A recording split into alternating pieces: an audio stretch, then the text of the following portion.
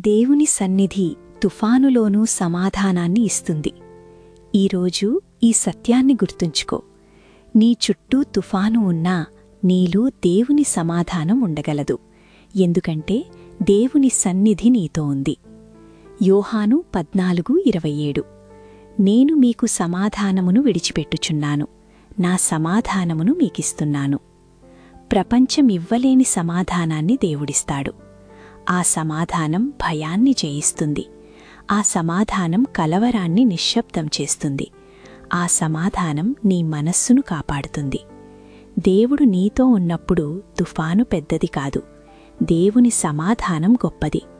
కాబట్టి ఈరోజు శాంతిగా ఉండు, విశ్వాసంగా ఉండు. దేవుని సన్నిధిలో విశ్రాంతి తీసుకో. ఎందుకంటే దేవుని సమాధానమే నీ బలం. ఆమెన్. Faith declaration.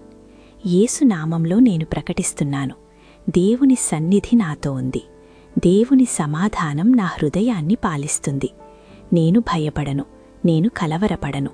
నేను శాంతిలో, విశ్రాంతిలో, విశ్వాసంలో నడుస్తాను. యేసు మహానామంలో. ఆమెన్.